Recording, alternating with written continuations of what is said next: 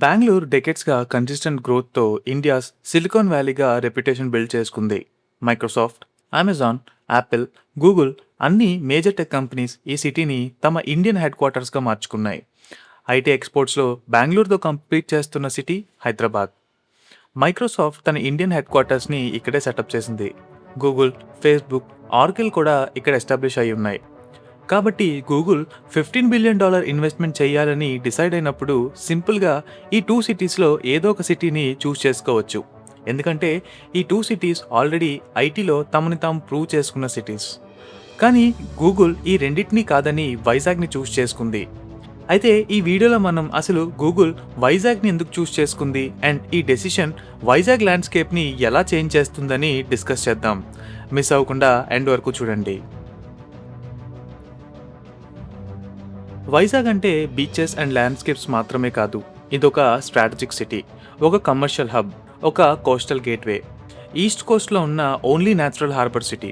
Indian నేవీకి ఇదొక submarine base, port economy, steel plants, pharma clusters, tourism, IT corridors ఉన్నా కూడా వైజాగ్ డెవలప్మెంట్లో వెనకబడే ఉంది. కానీ ఇప్పుడు ఈ సిటీ కంప్లీట్గా చేంజ్ అవుతుంది. ఐటీ కంపెనీస్ వస్తున్నాయి, ఎయిర్పోర్ట్స్ వస్తున్నాయి అండ్ ఇప్పుడు వరల్డ్స్ బిగ్గెస్ట్ టెక్ కంపెనీ అయిన గూగుల్ కూడా వైజాగ్నే చూస్ చేసుకుంది. ఏప్రిల్ 28, 2026 వైజాగ్ నుంచి 30 కిలోమీటర్స్ దూరంలో ఉన్న తార్లువాడలో ఏపీ సీఎం గూగుల్ డేటా సెంటర్కి ఫౌండేషన్ స్టోన్ వేశారు. ఈ ఈవెంట్లో union IT minister Ashwini Vaishnaw and Google vice president Adani group అందరూ ఉన్నారు. ఈ వీడియోలో మనం 3 థింగ్స్ క్లియర్గా డిస్కస్ చేద్దాం.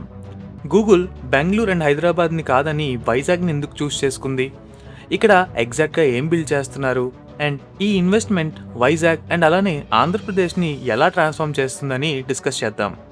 మన ఛానల్లో ఇలాంటి మరెన్నో infrastructure, roads, railways, urban development related topics కోసం డిస్కస్ చేస్తాం. ఈ వీడియోస్ని మిస్ అవ్వకుండా ఉండాలంటే ఛానల్ని సబ్స్క్రైబ్ చేయడం మర్చిపోకండి. అలానే నోటిఫికేషన్స్ కోసం బెల్ ఐకాన్ని ఆన్ చేయండి. ఇంకా లేట్ చేయకుండా లెట్స్ గెట్ స్టార్టెడ్.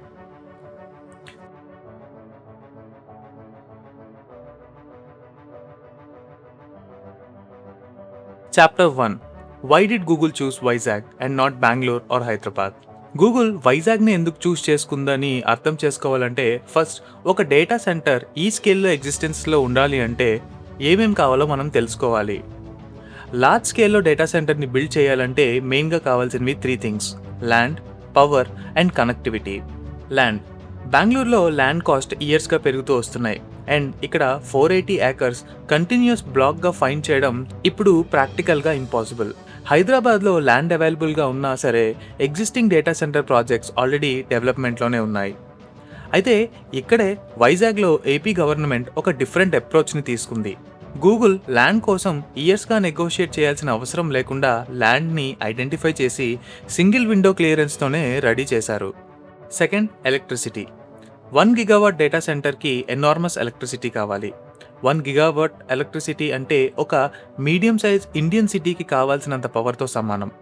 అది reliable, stable and green energy అవ్వడం కూడా చాలా ఇంపార్టెంట్. ఇక్కడే ఏపీకి ఒక న్యాచురల్ అడ్వాంటేజ్ ఉంది.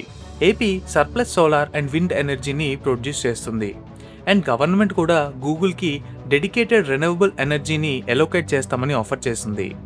Third, connectivity. డేటా సెంటర్స్కి లో లేటెన్సీతో ఇంటర్నేషనల్ కనెక్టివిటీ చాలా అవసరం. ఇండియాలో ఉన్న ఇంటర్నెట్ కనెక్టివిటీ అంతా ముంబై అండ్ చెన్నైలోనే ఉంది.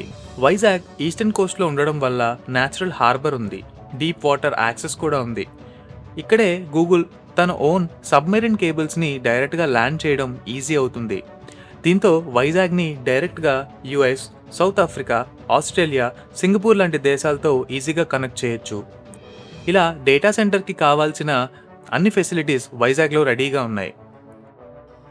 వీడియోని ఇక్కడి వరకు చూసారంటే నచ్చిందని అనుకుంటున్నా. ఈ నాలెడ్జ్ వర్త్ అనిపిస్తే ఈ వీడియోను లైక్ చేసి మీ ఫ్రెండ్స్ అండ్ ఫ్యామిలీకి షేర్ చేయండి. అలానే మరిన్ని ఇంట్రెస్టింగ్ వీడియోస్ కోసం ఛానల్ని సబ్స్క్రైబ్ చేయడం మర్చిపోకండి. చాప్టర్ 2. గూగుల్ ఇక్కడ 3 సపరేట్ క్యాంపసెస్ 3 డిఫరెంట్ విలేజెస్లో బిల్డ్ చేస్తుంది.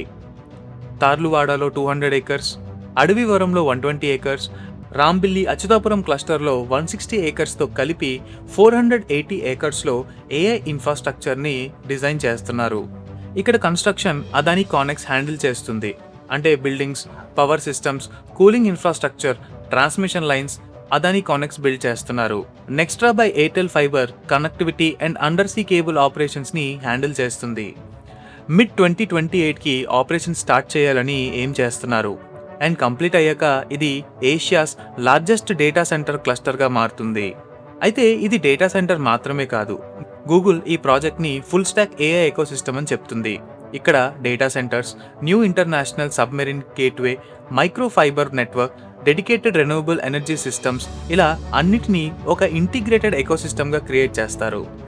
గూగుల్ వైజాగ్లో 3 హై కెపాసిటీ అండర్ సీ కేబుల్స్ని ల్యాండ్ చేస్తారు. అంటే వైజాగ్ని డైరెక్ట్గా US, Europe, South Africa, Australia లాంటి దేశాలతో ఇది కనెక్ట్ చేయడంలో హెల్ప్ చేస్తుంది. దీంతో వైజాగ్ని గ్లోబల్ ఇంటర్నెట్ బ్యాక్బోన్ మీద ఒక న్యూ నోడ్గా క్రియేట్ చేస్తారు. ఇంటర్నెట్ ఉన్న సిటీగా మాత్రమే కాకుండా వరల్డ్ ఇంటర్నెట్ని రన్ చేసే ఇన్ఫ్రాస్ట్రక్చర్లో కూడా వైజాగ్ కీ రోల్ ప్లే చేస్తుంది. ఇప్పుడు ఈ ఇన్వెస్ట్మెంట్ వైజాగ్కి అండ్ అలానే ఆంధ్రప్రదేశ్కి ఎలా హెల్ప్ అవుతుందో డిస్కస్ చేద్దాం. చాప్టర్ 3. ఫస్ట్ జాబ్స్ గురించి మాట్లాడితే కన్స్ట్రక్షన్ ఫేస్లోనే civil engineers, electrical engineers, project managers ఇలా thousands of direct jobs create అవుతాయి. వన్స్ ఈ ప్రాజెక్ట్స్ కంప్లీట్ అయ్యాక data centre technicians, network engineers, security staff, operation teams ఇలా పర్మనెంట్ జాబ్స్ క్రియేట్ అవుతాయి. గూగుల్ కూడా థౌజండ్స్ ఆఫ్ పీపుల్కి వర్క్ ఫోర్స్ ట్రైనింగ్ ఇచ్చి and 10,000 పైగా ఉమెన్ ఎంటర్‌ప్రెన్యూర్స్కి సపోర్ట్ ప్రోగ్రామ్స్ ఆఫర్ చేస్తామని చెప్పింది. తార్లువాడ, అడవివరం, రాంబిల్లి క్యాంపసెస్ చుట్టూ ల్యాండ్ ప్రైజెస్ ఆల్రెడీ రేజ్ అవుతున్నాయి. Hostels, restaurants, logistic providers, suppliers ఇలా పెద్ద వర్క్ ఫోర్సెస్ని సర్వ్ చేసే ప్రతి బిజినెస్ ఈ ఏరియాలో ఎస్టాబ్లిష్ అయ్యే ఆపర్చునిటీ ఈ ప్రాజెక్ట్ ప్రొవైడ్ చేస్తుంది. గూగుల్ ఏఐ హబ్ ఆపరేషన్ అయ్యాక దాని చుట్టూ గ్రో అయ్యే ecosystems, startups, vendors, service companies, research institutes అన్నీ కూడా వైజాగ్లోనే డెవలప్ అవుతాయి.